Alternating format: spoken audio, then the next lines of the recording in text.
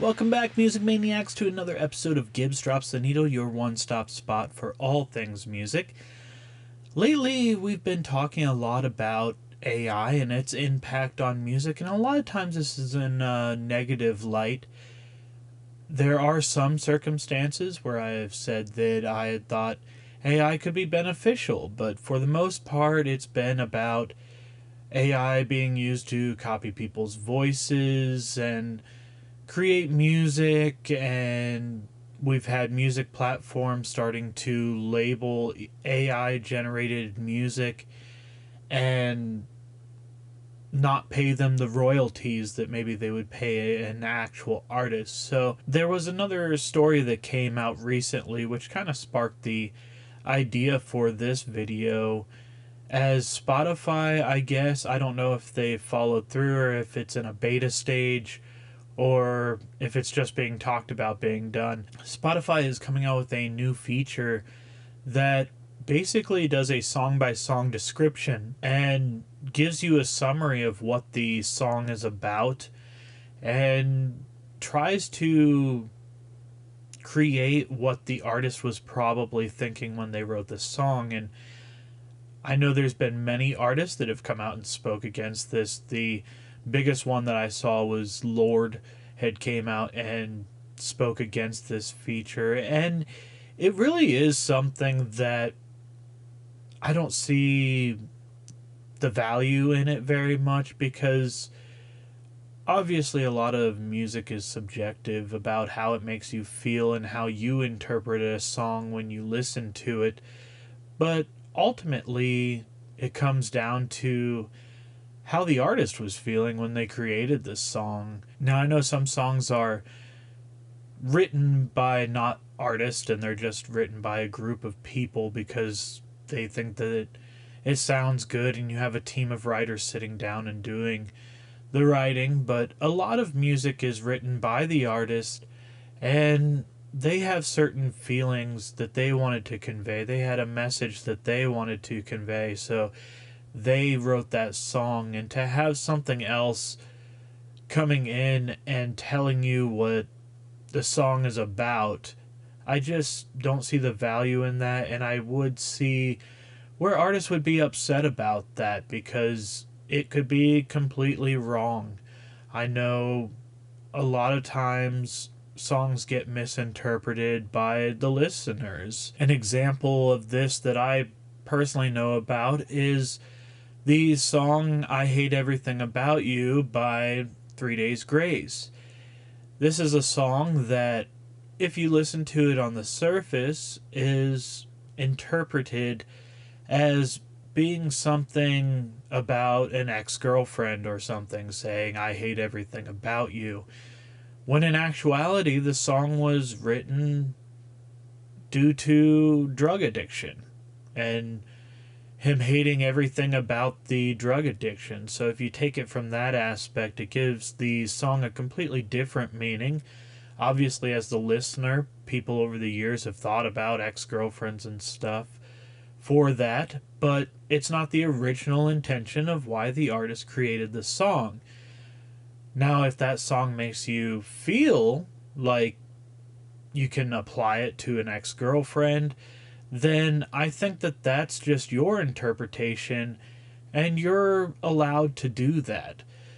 But if AI was to come up with a summary of the song that they're putting out to people, and the AI's interpretation is that the song is about an ex-girlfriend and not drug addiction, then that's kind of spreading misinformation out there. So it's a very fine line, but I can definitely see why artists are getting upset over the fact that AI is trying to tell people what their songs are about. So that led me to thinking, because that's another negative mark against AI. It seems like that's a very big thing that artists and music labels and music platforms are trying to fight against and find the ways that AI can work in the music industry without stepping on any toes of the actual people creating content or songs. So it led me down this path of what all is AI used for in the music industry, which is what I want to get into in this episode. Ironically enough, I used ChatGPT to kind of do the research about all the aspects of music that AI is used in. So I kind of want to go through this list. It's a pretty lengthy list. I was actually surprised with how many parts of the music industry AI is used in. So I want to go through this list and kind of give my thoughts about whether I think that it's a good use of AI or whether I think the AI is kind of overstepping. So let's get started in this. The first category of AI being used in the music industry is songwriting and composition. So it says AI can help music before a note is even recorded, idea generation, it can give lyric suggestions, which that is another fine line for me. If it's something that you're trying to convey a message and put something out there and you're having a hard way of wording it, maybe I can see AI being beneficial in that respect. But if you're using AI to create a whole verse or anything like that for you, then I don't really like that as much. Rhyming assistance is another thing that AI helps with in the songwriting and composition. This is something that I've actually used as a songwriter if I'm trying to make my verses or choruses rhyme and I'm having a hard time finding a good word to go along with the previous line. Sometimes I will look up words that rhyme with a certain word, and that sparks the idea of what I want the next line to be. Or in some cases, I feel like a word may rhyme, so I'm just checking to see if they also list a word as rhyming. So I see merit in using that only because I've personally used rhyming tools. Chorus and hook ideas is the next thing listed, and this is maybe an overstepping. I don't see creating a whole chorus or creating the whole hook of a song. It's called a hook because it's what draws the listener into the song. And if the whole idea that you're using to draw people in is AI generated, then I feel like that's taking away from the creative process of the artist and making things, dare I say, a little easier when it comes to creating something that you feel like people are going to like. So I don't really like that use. Song titles is another thing on this list. I don't see the problem in that. Are song titles really that important? I mean, I've seen artists that just use random numbers and letters for their song titles, and yes, that probably makes it a nightmare on a radio DJ to try to say what song is playing next, but in the same respect, it's a song title.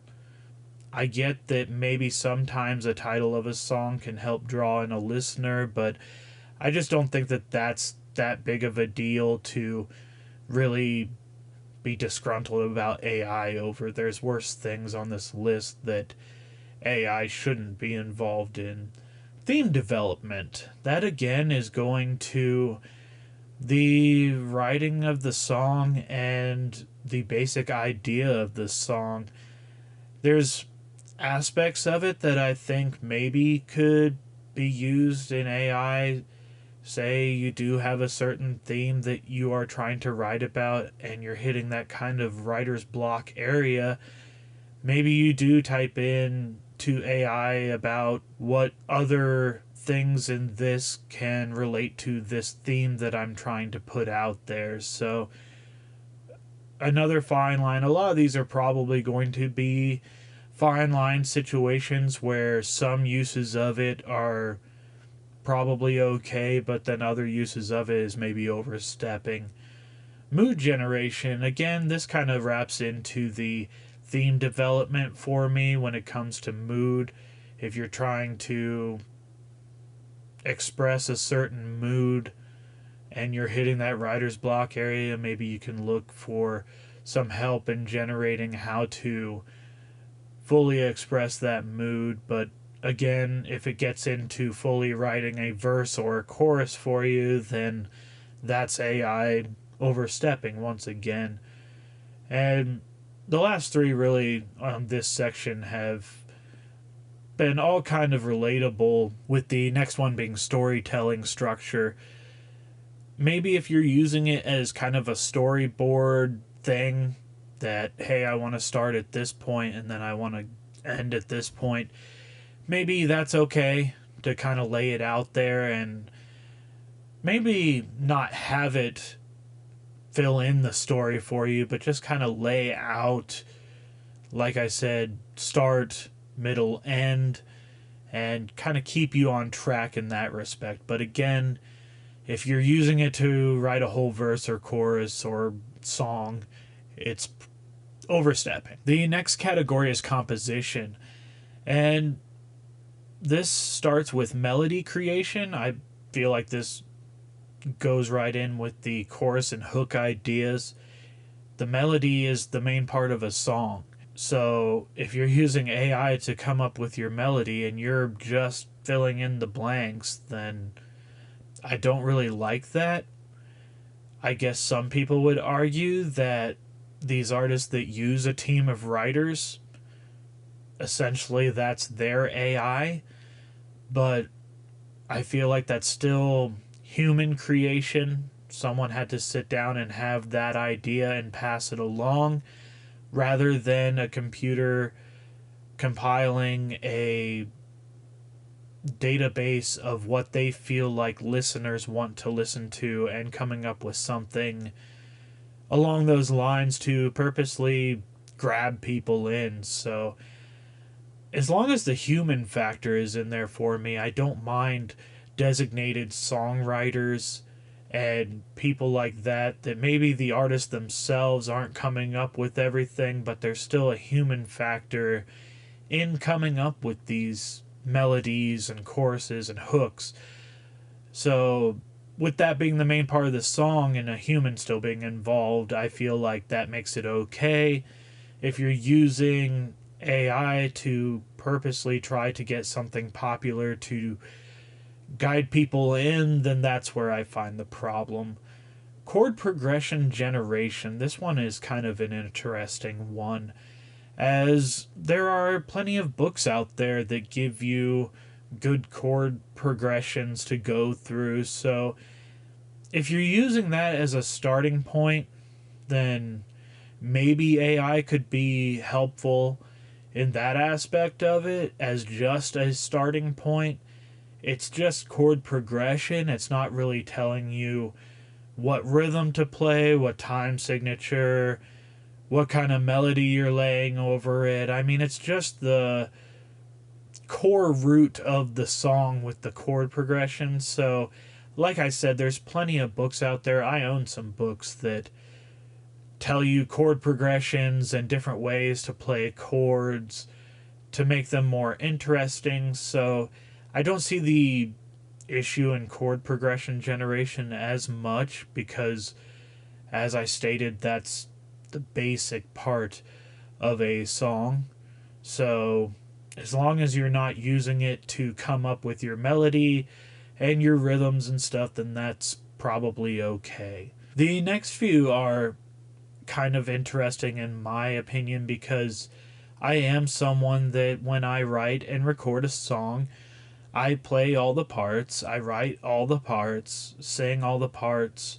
So some of these I can kind of see a positive use in, but at the same time, again, saying it toes that line of, is it coming up with the main part of the song that are going to draw people in, or is it just helping you fill in the blanks here? So baseline writing is the next thing on this list, and I guess if rhythmically you don't have an interesting bass part, I guess it's easy to just do the root note of the chord and do quarter note, eighth note kind of things.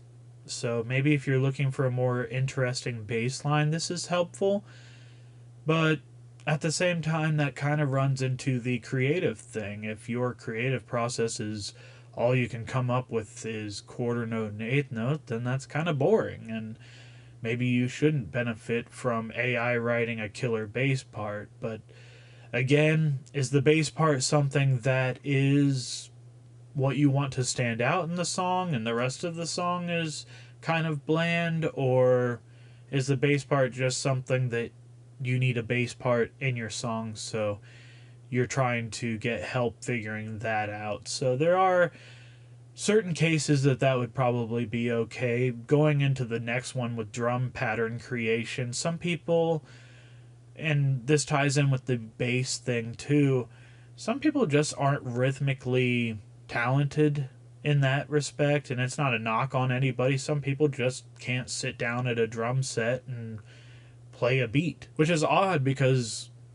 sometimes they can play an instrument really well. They can be a really good guitar player or a really good singer, so they obviously have some kind of rhythm, because with all those things you have to know how to kind of keep time and know when to come in and count.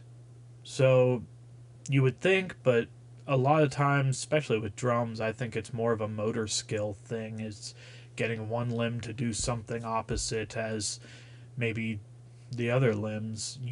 There's sometimes you got both arms and both legs going at it on the drum set, so a lot of people can't focus on those things and get it nailed down. So drum pattern creation, again, kind of like the bass creation, is it going to be the main draw of the song, or are you just looking for something simple in the background to keep a beat while you play? And this is something that honestly I feel like AI has been involved with for a while, because you've had maybe not computers that you could just go in and type what kind of rhythm or it would automatically read your song, but you've had drum machines in the past. So there has been somewhat computers involved with the creation of drum tracks for certain bands. I know that I believe 6am was a band that I don't know about now, but they didn't have a designated drummer, at least on the first album. And I think that they did a lot of their recordings with drum machines. So that's basically just putting in a beat to their song. So maybe partially AI generated there, I don't know. Again, I can see cases where it would be beneficial, but also cases where it oversteps. Piano arrangements, orchestra scoring, this all kind of goes into the same thing as bass line and drum patterns.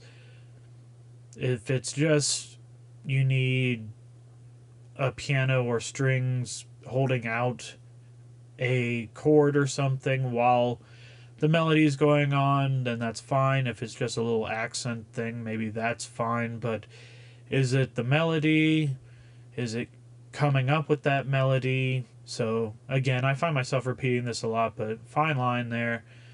Some cases fine, other not fine. Counter melodies. This kind of goes in with melodies for me. If you're using counter melodies as well, maybe you should come up with that stuff on your own. Again, a team of writers can come up with that, or you can be creative and try to come up with counter melodies. Basically, what I'm getting at is anything where the main hook of the song is being generated by AI, maybe not okay to use. Harmony generation. I find this one interesting because I went over the pedals that I was using in a few episodes ago. I think I was going over the impact of reverb, and then I, in that process, showed off some pedals that I had that did harmonies. And this, I think, is a very good tool for performing artists that are just solo artists. As I said, it's added so much to my show that I find it very beneficial because I can have those layers vocally while I'm performing. The next category is genre emulation. AI can write in the styles inspired by pop, country, hip hop, rock, jazz, classical, EDM, metal, folk, and R&B. This I don't like. Again, it goes too much into the songwriting process and is taking away from the artist and the songwriters. If you want to have a country song, write the music for a country song. If you want to have a pop song, then come up with a beat, or hip hop, come up with something. This one influences the music too much, in my opinion, so I don't like that as much. Music production. AI is becoming a virtual producer. Recording, automatic pitch correction. So auto-tune, a lot of artists use auto-tune and have been using auto-tune for a while. This isn't something new by any means. And it's something I may have brought it up before when I think I gave my opinion on some Drake songs. And I don't like the overuse of auto-tune. It's okay in some instances, but in other instances, it's just too much, and when it's becoming the whole song and taking away from the artist's ability to show their artisticness, then I don't like it, because it pretty much makes it to where anyone can get behind a microphone and they can make it sound decent. So I don't really like that. Never have been a huge fan of auto-tune. Like I said, I get that in some pop aspects it gives the song a little bit of a different feel and maybe a more electronic or whatever they're going for in that moment feel. So a little hint of it I don't mind, but when an artist is strictly relying on it all the time, then I don't really care for that as much. Vocal comping, timing correction, noise removal, breath reduction, room echo removal. This is all stuff that I see as beneficial because in a lot of this going through this music production, being a solo artist myself, as I've mentioned throughout this video, I record all the parts myself. I'm not a trained music producer. I have been able to come up with the parts, I write the parts, I sing the parts, but when it comes to the music producing and the mixing, I am not properly trained on that. I know very basic things. Even when it comes to this, I use automatic EQ on a Focusrite Vocaster 2 to get through this, and it has a certain enhancing button on it that I can click and say whether I want to go for more of a radio voice or a roomy voice or whatever, and that's AI. That's me using AI in the production of this show. And even if you're watching the video, the backdrop behind me, that's AI generated. I asked ChatGPT, I said, hey, I'm starting a podcast called Gibbs Drops the Needle. Can you create a background? It spit one out. I didn't like certain aspects of it. I said, hey, can you remove this? Maybe add this, use these colors, and boom, it spit it out. That's what you see behind me now. So there are places where AI is very beneficial to people that just don't have the knowledge to do the producing and stuff like that. They're maybe good creators. And I don't see a problem in this because a lot of times if you're in a recording studio as a professional artist, they even send it out to a mixer. They don't have a mixer in studio a lot of times. Now they do have a producer that may give more of a creative take on things, so I'm not trying to take away from any music producers out there, because they have a more prominent role in making an album than what this is. I'm basically self-producing my own album because I'm coming up with the parts. It's just me creating. I don't have an outside voice there. But a lot of the time with these music producers, they will have the knowledge to say, hey, why don't you try it this way? Or here's a line that might work a little bit better. Or we can try this recording method. So I'm not taking anything away from physical music producers here. I'm just saying that as far as AI is concerned, for an at home recording artist as myself, I do see the benefits in that, and I do see the benefits in mixing as well, because that is something that is very time consuming and something that I, again, wasn't properly trained in. So I know the basics, I know what I'm going for. So if there are tools out there to make it easier on myself to where I can really dial things into the way I want them to work, then that's a great tool to have.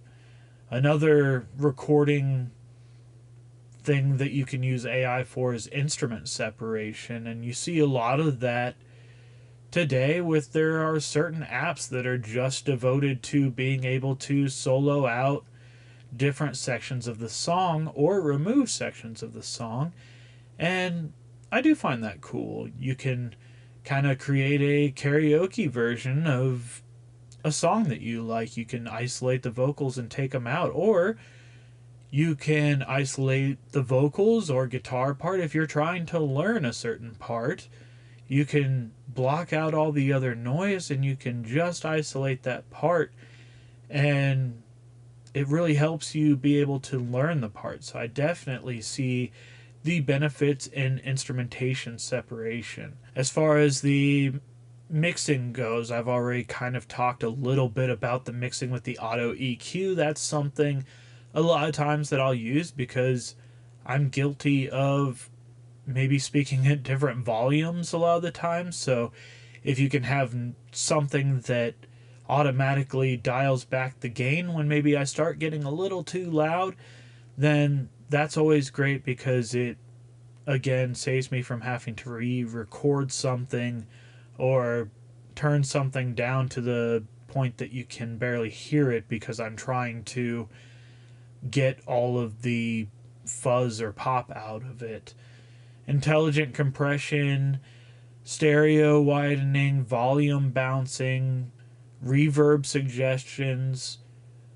That's all, again, going into your sound. The reverb suggestions are nice because, as I did a whole episode on, I didn't see the value in reverb. So if it has a way of adding it in there and making it sound better, then that's great. Delay suggestions, that's kind of cool as well, because it again adds that little flair to a song that maybe you don't think about adding when you're initially recording. So that's no different than having an actual sound person behind the board experimenting and playing with different things that maybe you didn't initially think of. Frequency masking detection, vocal enhancement. I'd already talked about vocal enhancement. I just use on this little interface that I have running through my microphone now. And even the microphone itself, it's a Shure SM7DB.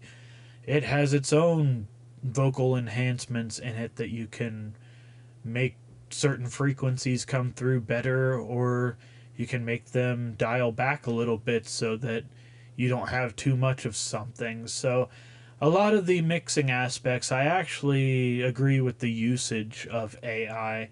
Mastering, you have AI mastering, which again, a lot of times as an artist you send that out to have it mastered. You pay to have your album mastered. So if you have a cheaper tool that you can use at home to save you some money and do that, then I find that good. A lot of these AI things I find very beneficial to at-home artists, not necessarily your big-time recording artist, because The record labels and the artists and all these people usually have the money to actually be able to afford a producer and someone to mix the album and someone to master the album. But for someone at home that just likes to create on their own, a lot of these tools are very beneficial. You have AI mastering, loudness optimization, which I'd already talked about,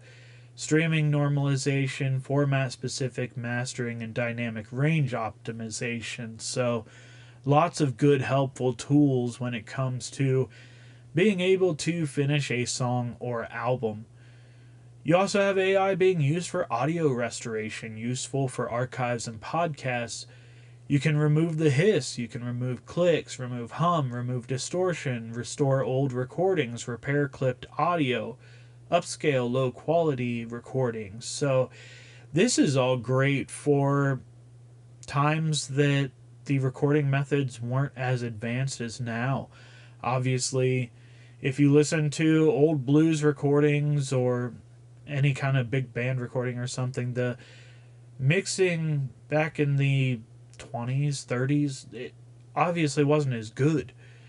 And you get up to the 50s and 60s, even, you have a lot of recordings that were done in mono, which means that you're getting the same sounds and everything coming through your right as you are your left. So it makes it beneficial that you can remaster these things, put them in a program and give it that stereo sound to where maybe you're getting little bits in this ear, little bits in that ear, and it makes it sound better. You'll see a lot of times that these older albums are getting remastered. You can see the original recording is mono, and then you have remastered. It usually has the year that it was remastered in, and it's the same song. It's just mixed differently and improved upon because of the improvements in technology.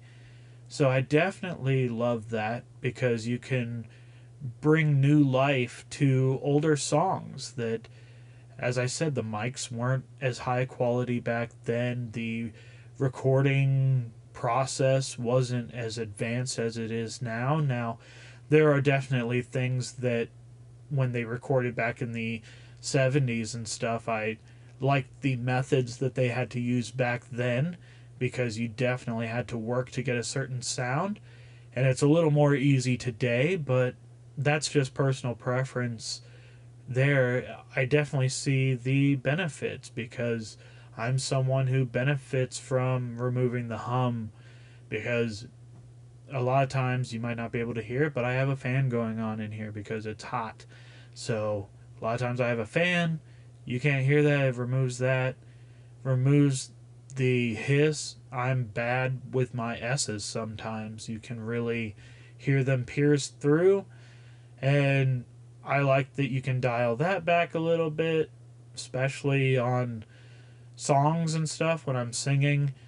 And you have the pop filters that take the plosives out of everything, so that's really nice.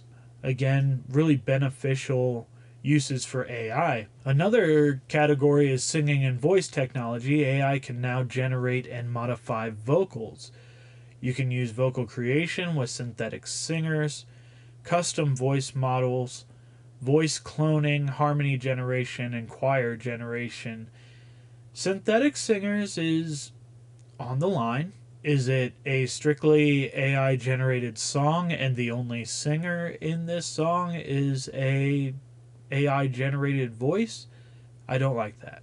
Are you using harmony generation? I've already talked about that. I like that. Choir generation. Again, these pedals have built in doubler effects that also give you a choir feel. And choir generation is also something that works in the MIDI realm. So I see the benefits there. Again, you don't always have access to a full on choir. So it's good to be able to use that tool. Vocal editing. You can change pitch, change gender, change age, accent modification, pronunciation correction, language translation while preserving the singer's voice. All things that can be very beneficial, all things that are pretty much in any kind of vocal pedal that comes out now that you can use in live applications. You can change the pitch of your voice. A lot of times you can change the gender. You get that alien effect. You can make that happen. Change the age, accents. I will say with the language translation while preserving the singer's voice, that takes away from the artist that can speak multiple languages. I know you have someone like a Shakira, and there's a lot of Spanish speaking artists that also can sing in English or any other languages. So it kind of takes away from the talent of them. They took the time, they learned how to sing in not only their language but in other people's languages, which is just so talented to be able to do that. And a lot of times they'll switch back and forth in a song. They'll do part of it in their language and a part of it in English. So yes, that's a cool application if you have maybe someone who is really popular that doesn't know how to speak other languages and you want to try to make them more of a global artist, then yeah, that can be pretty beneficial. But I do feel like it takes away from the artists that have taken the time to really perfect singing in multiple languages. The next category is instrument performance. AI musicians can perform instruments. You have piano performance, guitar solos, drum programming, bass performance, string sections, brass arrangements, virtual orchestras. A lot of these we'd already talked about. When it comes to the drum programming and bass performance, I believe we touched on orchestra arrangements.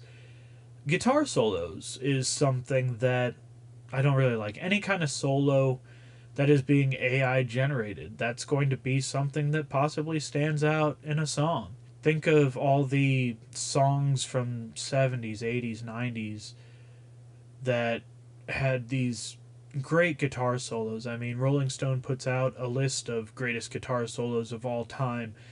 There's many radio stations I know that do a greatest guitar solos of all time. So I do think having AI come up with a solo, again, that's too big of a part for the song to be out of the artist or songwriter's control. So I don't like that as much. Sound designs, it says it's perfect for producers. You can create synthesizer presets, generate textures, ambient pads, sound effects, drum samples, Foley, and cinematic sounds. This is something I believe has been wide used for a while. You have a lot of ambient sounds. Sound effects is something that are constantly used. Radio stations, podcast, everything uses sound effects sometimes. You get your cinematic sounds for movie soundtracks. So I definitely see the benefits in AI in a lot of those things. I know when it comes to the ambient pads and things like that, I had mentioned in the reverb episode that I have an effect called ambi reverb, and this basically adds that little orchestral or just ambience behind the reverb. So that's something that I personally use. I don't see any problem with it. Again, it's not a main part of the song. The next one is sampling. You can do stem extraction, vocal isolation, instrument isolation, loop creation, tempo matching, key detection, sample cleanup. This is all things that I think AI is good for. I use a looper pedal. I think that that's great that it can keep a chord progression going while I solo. We've already talked about the benefits of vocal isolation and instrument isolation. Tempo matching is a good one if you are someone that uses a looper pedal, or if you're someone who records multiple parts in your arrangements for a song. I think tempo matching is a very helpful tool. Key detection is something that I also like, because when I am putting in these harmonies into my pedal, I can tell it what key a song is in.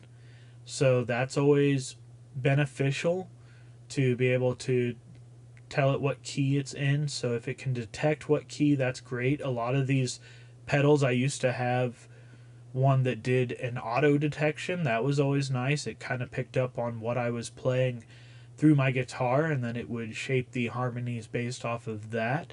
So that's a great AI tool that I use in a live application. The next one is remixing. AI can automatically create remixes, generate dance versions, acoustic versions, instrumentals, karaoke tracks, radio edits, extended mixes.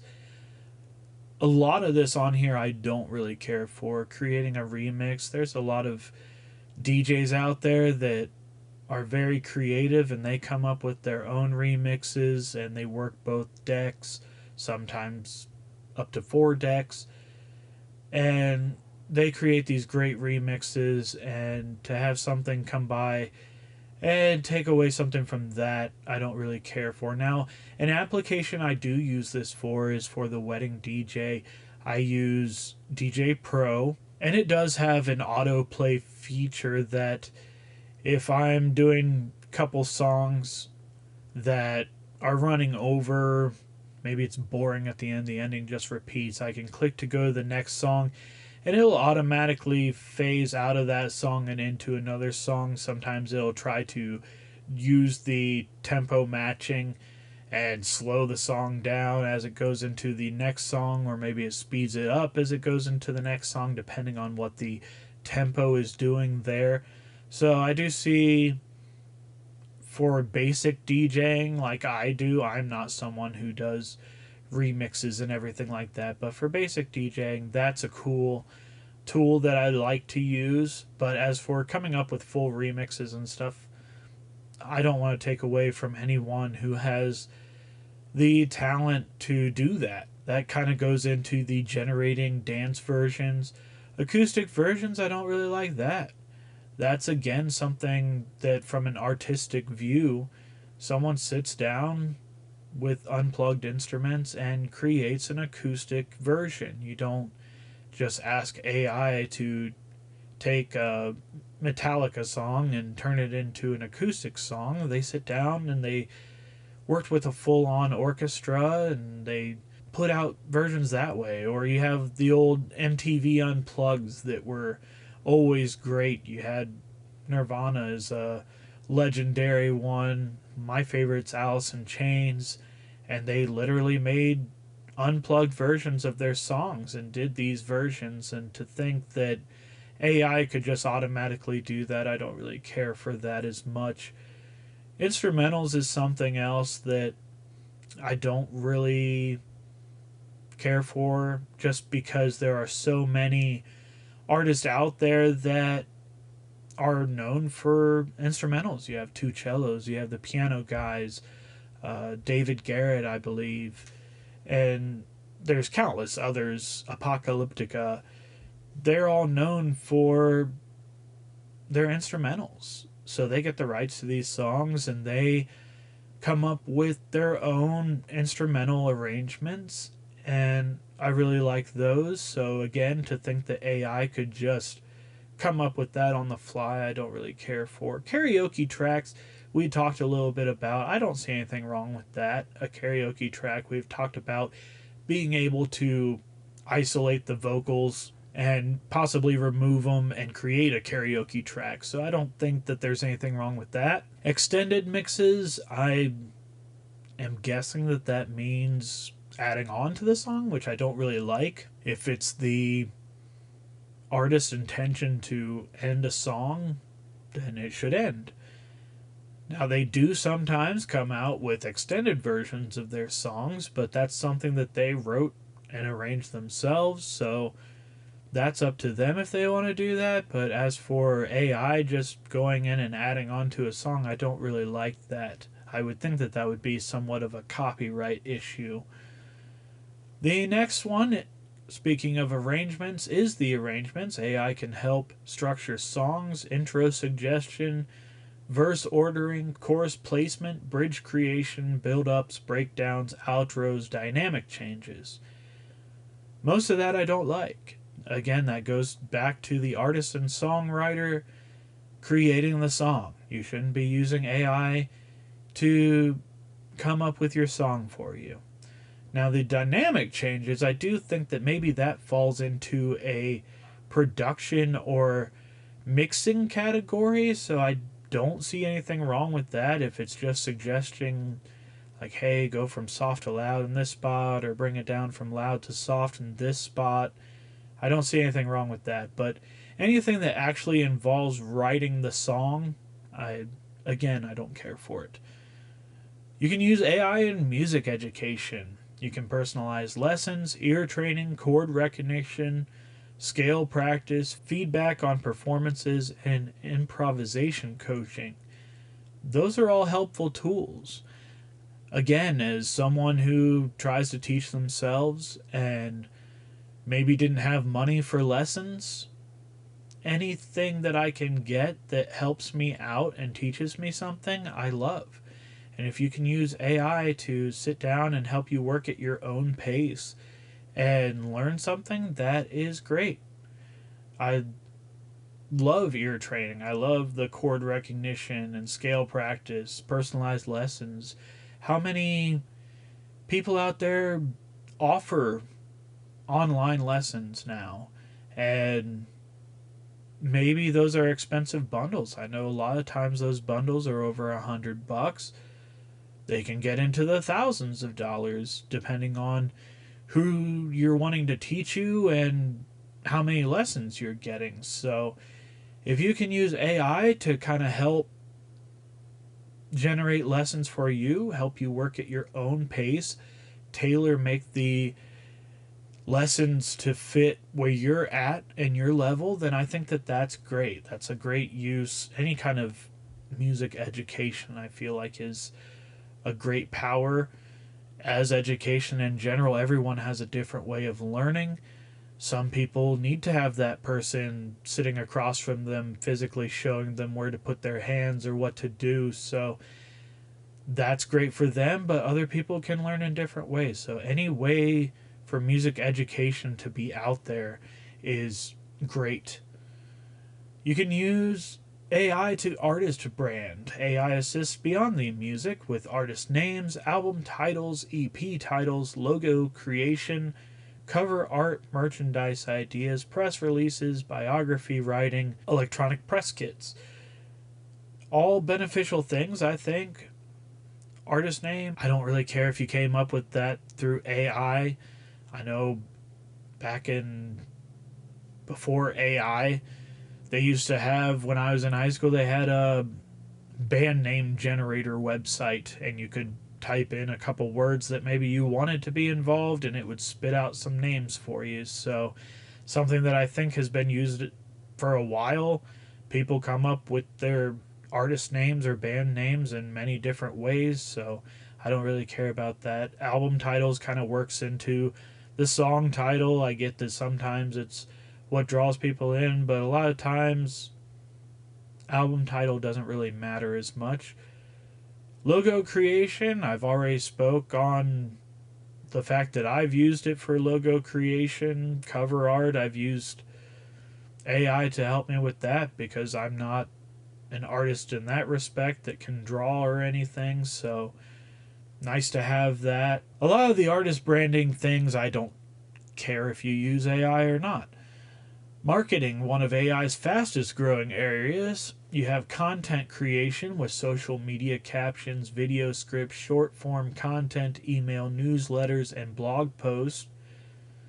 I think that that's just better if people do that.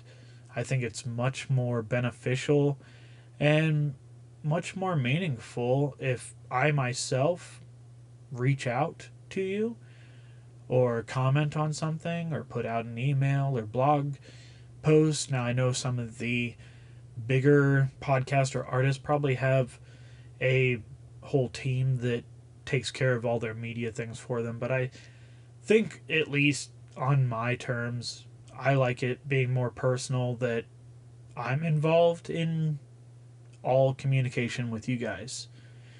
And use it for audio growth. It'll tell you the best posting times, hashtag generation, fan segmentation, trend prediction, ad copy, and campaign planning.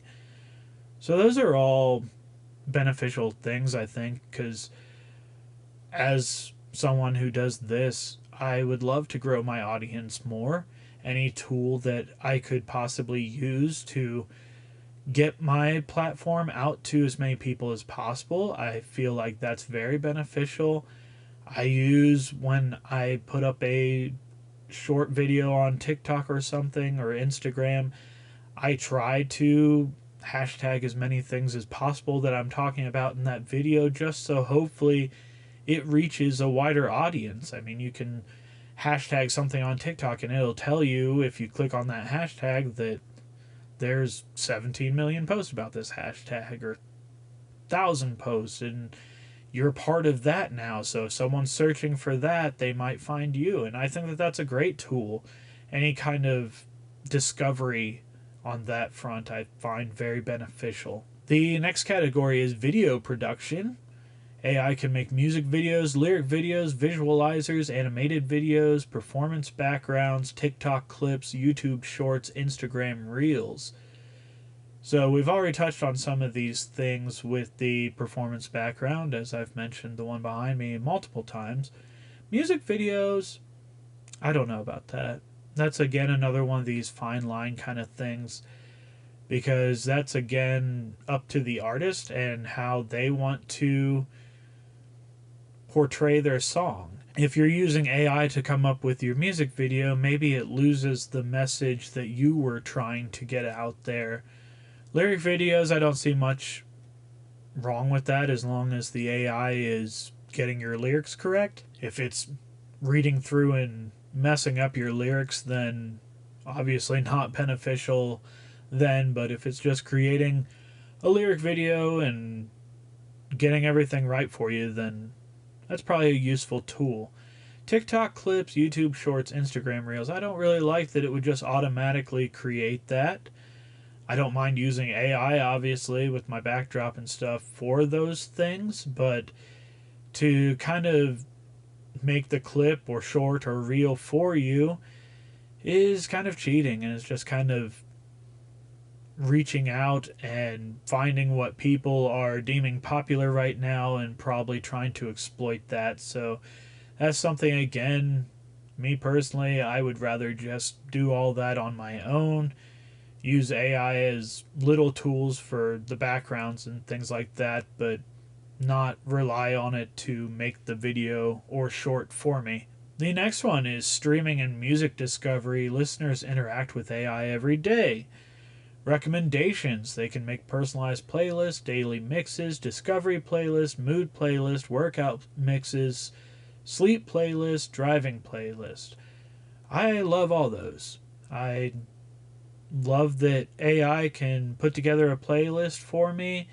I know Apple Music has recently put out an update where I can make a playlist based on what I want it to be. I can say pool party, and it'll make a list of what it thinks pool party music is. And then I can go in, and if I don't like the song, I can take it off.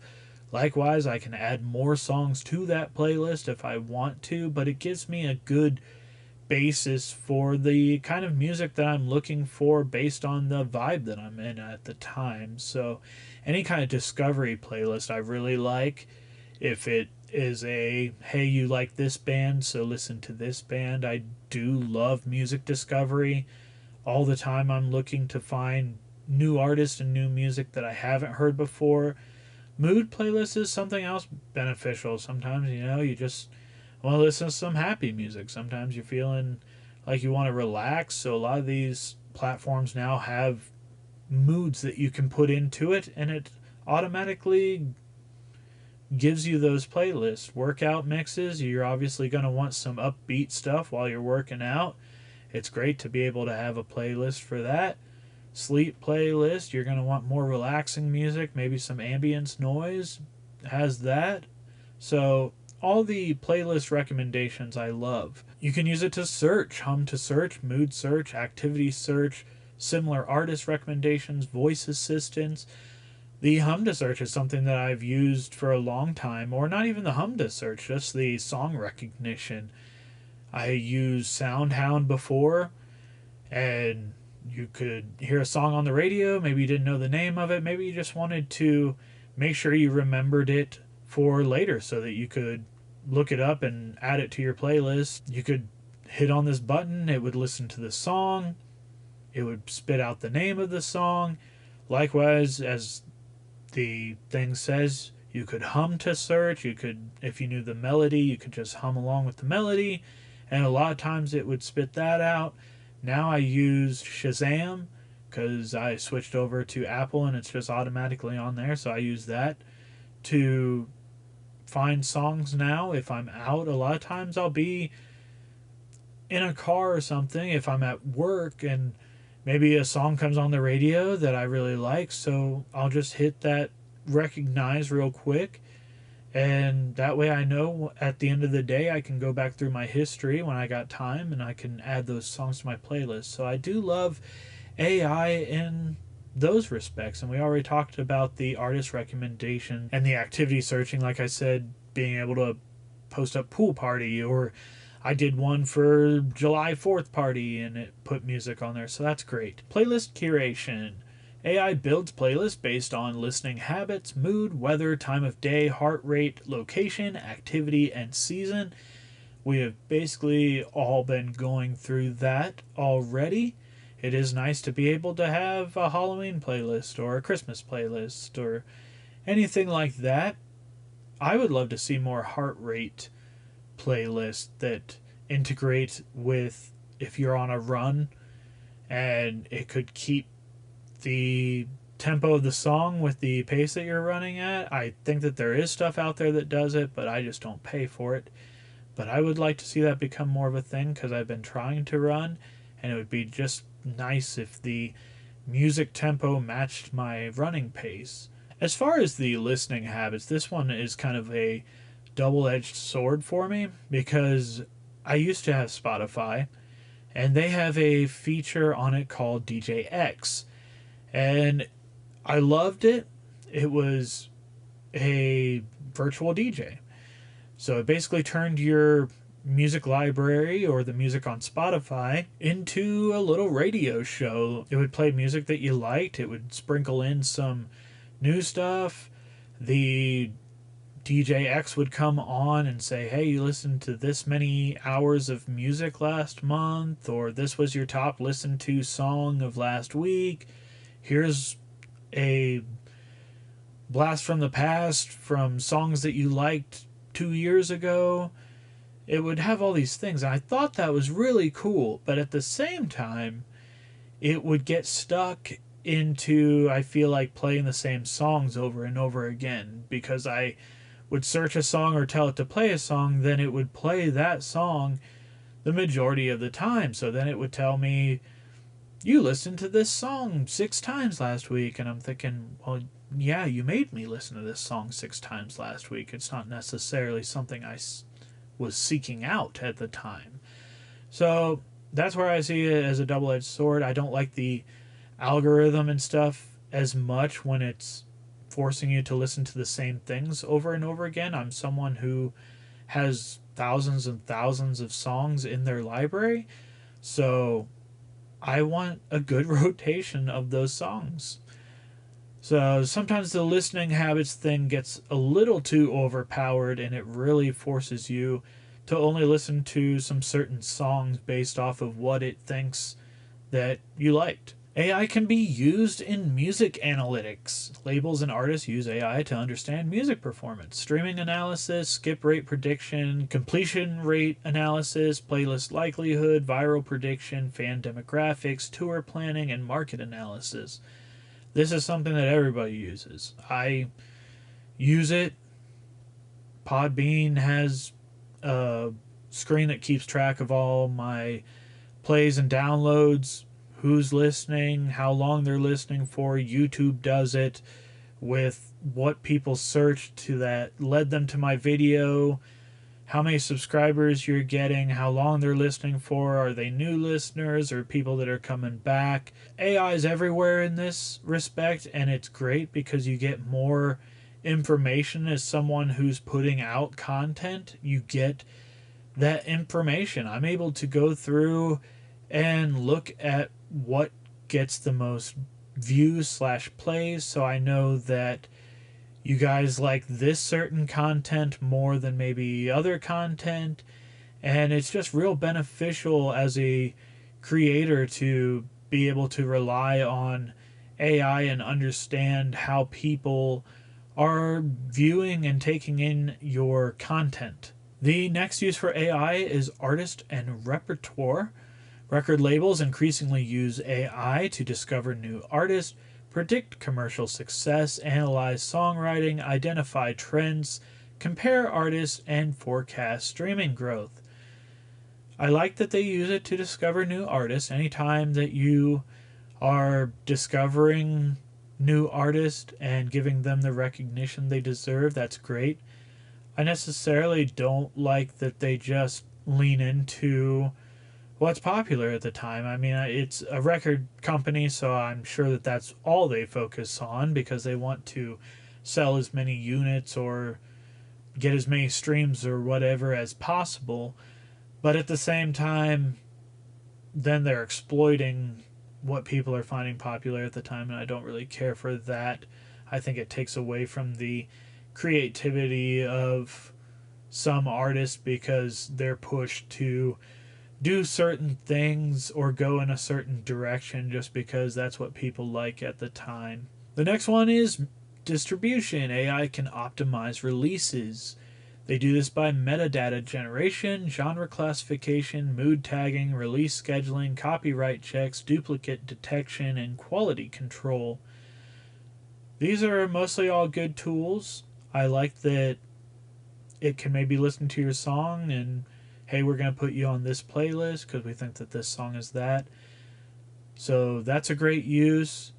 Release scheduling, it'll let you know what days may be a good day to release an album. Copyright checks, that's something that I go through all the time, whether I'm posting a video on YouTube or even posting a short video on TikTok, my podcast. Everything's got to go through a copyright check to make sure that I'm not infringing on anyone's copyrights. So that's a great tool because if I am doing something that I shouldn't be doing, then I would like AI to give me that heads up before it becomes a legal issue, because I don't have money to fight a legal case against a record company. So wouldn't want that.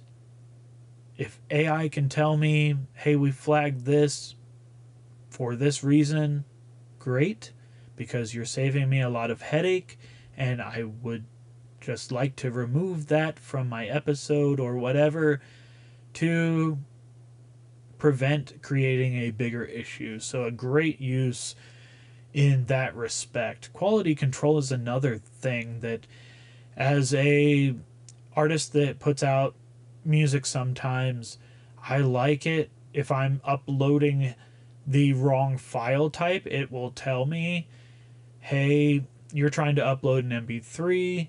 This may not have as good a quality as this that we want. Try reconverting it to this so that we have a better time of redistributing it. So great tools there too. The next one, which we've already kind of talked about, was copyright protection. It does audio fingerprinting, plagiarism detection, sample detection, copyright matching, unauthorized upload detection, royalty tracking. So again, great. If my episode or song or whatever is creating a problem, go ahead and deal with that problem.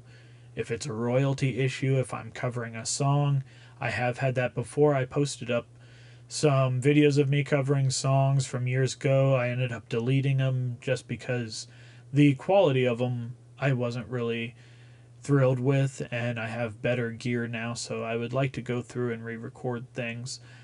But the royalty tracking was something that always popped up when I would send something to YouTube, and then it would post my video, and then Warner Brothers or Disney or whoever owned the rights to that song would flag the song and, hey, you're not going to get royalties from this, which is fine. It's not my song. If you want the royalties for it, go ahead and take the royalties. I'm not going to fight you on it. Which again leads us to the next category of royalty administration. AI helps manage mechanical royalties, performance royalties, split calculations, publishing administration, licensing opportunities. So that's all great.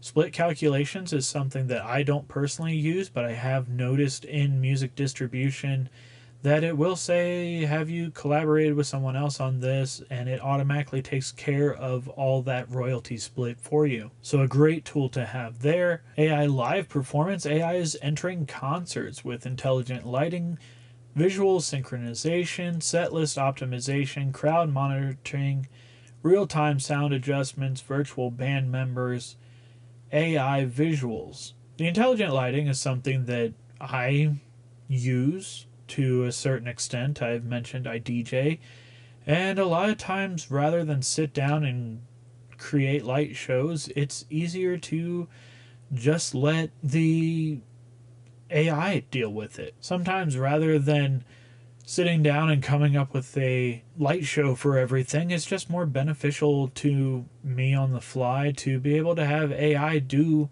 the light show. I set up the lights, and then I use Sound Switch. I go in there and I select what channel these lights are on. They're on DMX channels, so you pick how many things you want this light to do and say this light's going to be channels 1 through 10, the next light's 11 through whatever, and you go through all these lights and you do that. And I do sit down and I create these scenes. Basically the scene is what the light is going to look like at that time. So I set the colors. Some of my lights make shapes. I have a laser that makes shapes. I set all these things, Haze Machine, to do certain things in different scenes. And then I create these bunch of scenes, and then Sound Switch takes it in and rotates through the scenes and gets them going to the beat of the song, and automatically takes care of that stuff for me. So that's something that I really like. I get if you were a bigger artist touring and now you're taking out someone's job because their job is to control the lighting for the venue that you're in and do your light show. So I'm not trying to take anyone out of a job. It's just that's a good tool for me to use as a DJ to just have one less thing that I gotta keep track of because it's taking care of itself.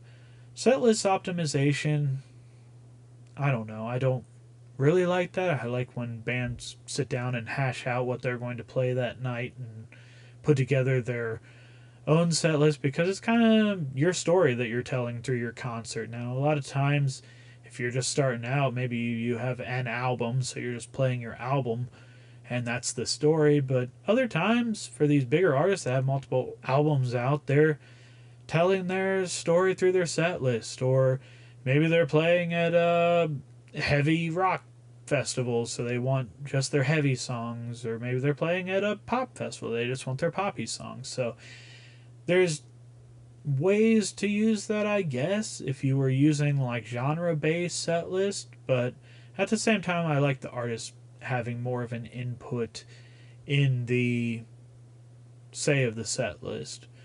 Real-time sound adjustments, I think, again, that's something that might possibly take away a job for someone who works in the venue or someone who follows the band and just does their sound.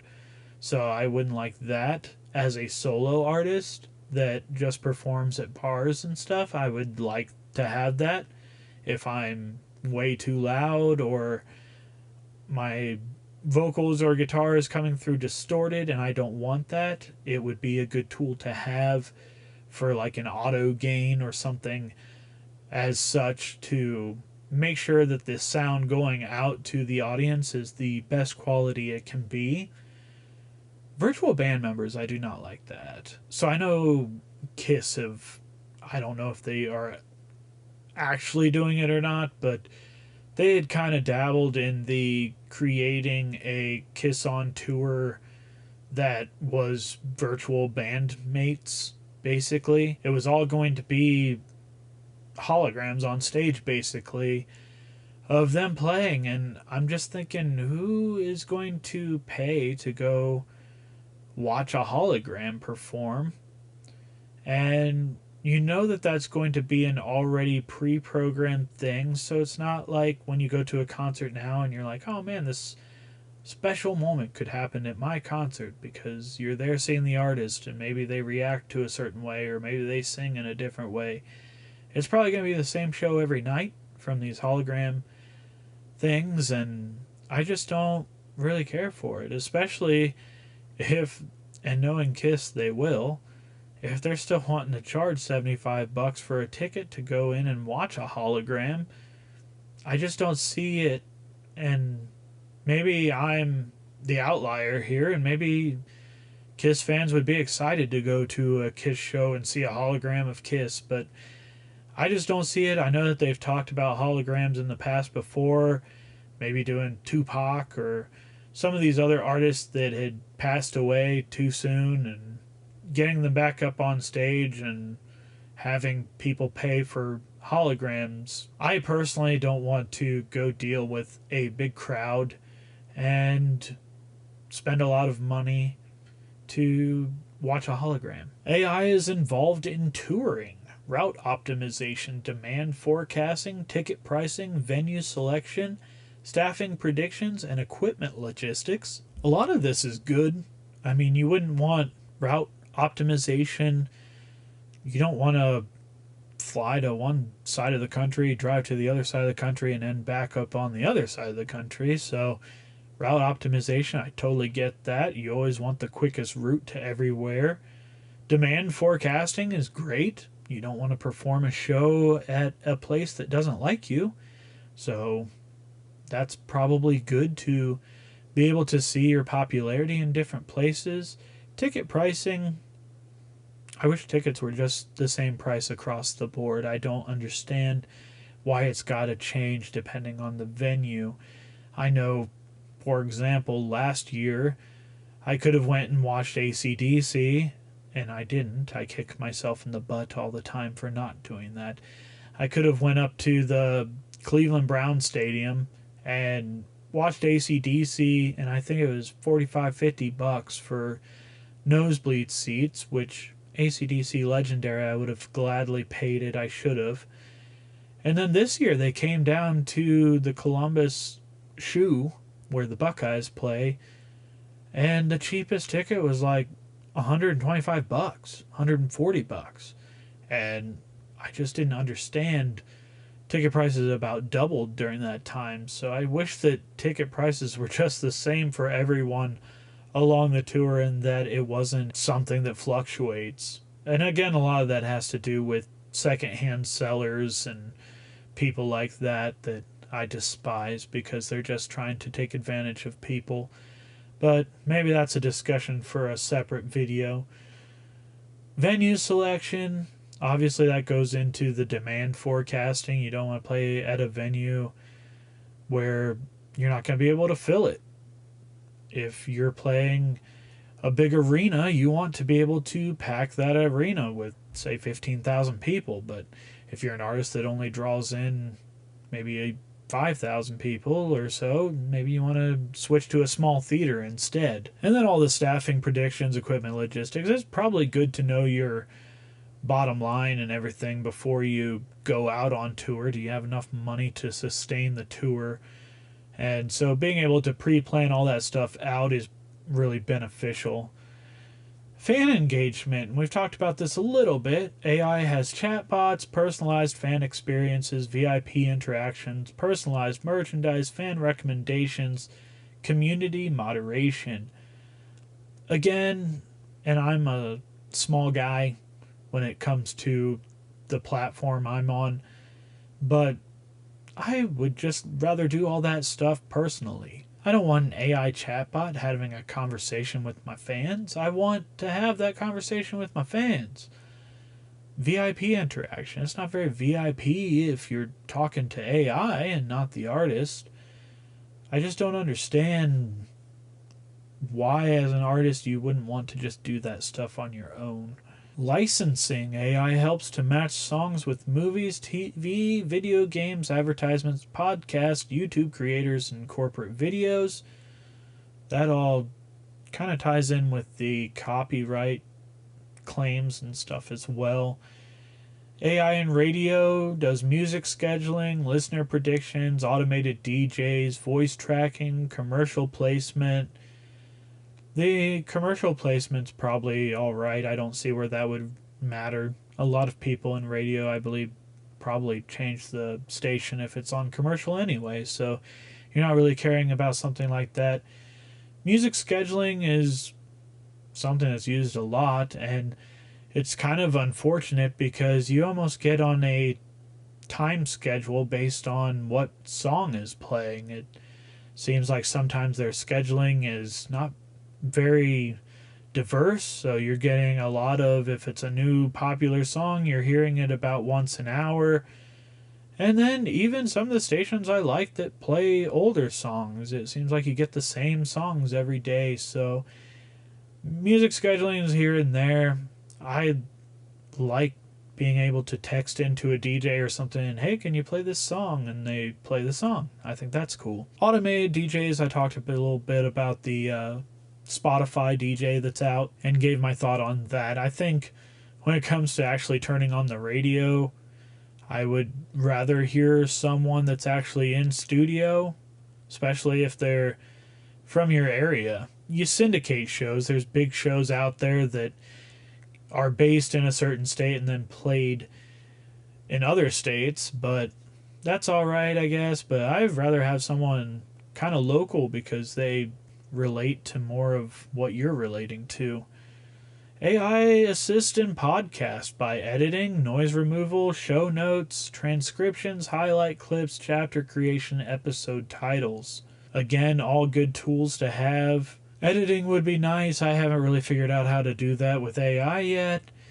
I usually go through and edit through all my own mistakes, so a lot of time gets spent editing these episodes. Noise removal, I talked earlier about it being a great thing because I live in a house with children, so a lot of times there's a background noise or two and it might get through, you might hear it sometimes, but I try to get as much of that stuff out as possible.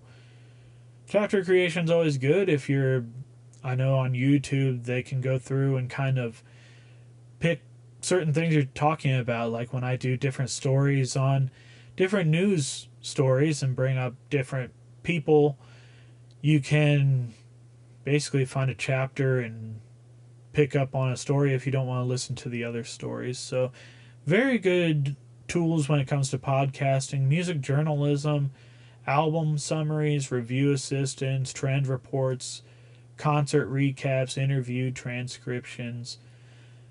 We talked at the beginning of this episode about Lorde being upset about the song summaries that AI was coming out with. I would imagine she's also upset over the album summaries. You don't know.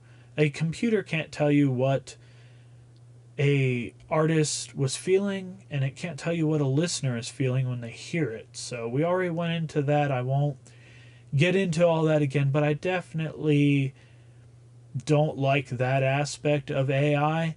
I know that one thing I like about Apple Music is that usually when a new album occurs, they have done an interview with the artist. So there's a lot of times that you can go in while you're listening to the album and click on the description, and they'll have the artist themselves giving a song by song breakdown, which is great. I love reading that. But if it was AI generated and it's just a computer telling me what they think the song is about, then I don't like that. I can sit down and tell you what I think the song is about. The next thing is music research. Researchers use AI for genre evolution. hit prediction, music recommendation models, listener behavior, cultural analysis. It's great to always stay up on what people are liking, but again, as I have said earlier, sometimes this gets overused to where you're only wanting to generate a certain type of thing because that's what's popular right now. So I do think sometimes it stifles the artist, but I do see the benefits in it as well. AI accessibility makes music more accessible, automatic lyrics, live captions, audio descriptions, translations, language dubbing. This is all great. Anytime you can get your music out to more people, it's always a good thing. Again, I don't know if translating the English, if that's not the original artist doing so, I don't know if I really agree with that, but we already discussed that. The live captions, throwing lyrics up or throwing the words out to my episode, if AI does that and makes it more accessible to people, then that's great. Business operations with AI. Behind the scenes, AI helps with accounting, customer service, contract review, inventory management, financial forecasting, CRM systems, and scheduling. That's all just business nowadays. Anytime they're going to make something more efficient by using AI to do so, they're going to do that. So, no problems in any of that. There are some emerging and experimental uses for AI, and some of the newest applications include interactive songs that change based on the listener, adaptive video game soundtracks, personalized mixes for each fan, AI collaborators credited alongside human artists, AI-powered virtual performers, mixed reality concerts, generative ambient music that never repeats, brain-computer interfaces for music creation, AI agents that can coordinate marketing, distribution, and fan engagement with minimal human intervention. So once again, anything that is exposing more music to people is great.